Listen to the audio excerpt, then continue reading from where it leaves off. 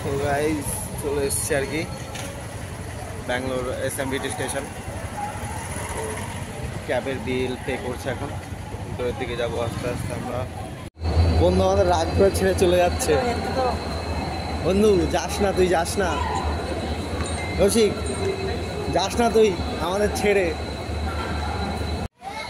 তো গাইস বেরোনোর সময় আর তোমাদের বলতে পারিনি, তো স্টেশনে এসেই বলছি। আমাদের একটা বন্ধু আমাদের বাড়ি চলে যাচ্ছে আর কি, ওকে ছাড়তে এসেছিলাম এসএমবিটি স্টেশন। তো বন্ধুকে তো ট্রেনে তুলে দিয়েছি, তো ট্রেন ছাড়া পর্যন্ত বন্ধুর কাছে থাকবো। ট্রেন ছাড়ার পরে আমরাও আবার চলে যাবো আগে যেখানে ছিলাম। তো চলো পরে কথা হচ্ছে।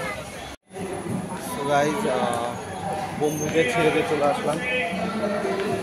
বন্ধু মনটা খারাপ খারাপ, তো বেশিক্ষণ দাঁড়ালাম না, আমাদের আবার কাজ আছে, আমরা গিয়ে আবার কাজ করতে হবে। তো তো চলো যেতে যেতে আবার কথা হচ্ছে।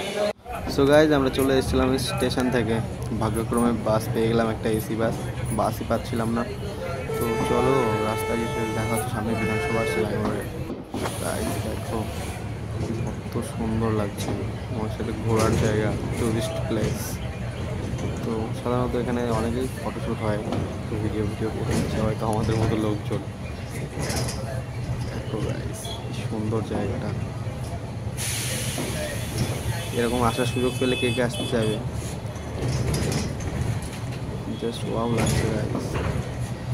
গাইজ ঠিক আছে, চলো টাটা, আজকের মতো এইটুকুই থাক, আবার দেখা হবে নেক্সট ব্লগে। ততক্ষণের জন্য টাটা, বাই বাই, সবাই ভালো থেকো।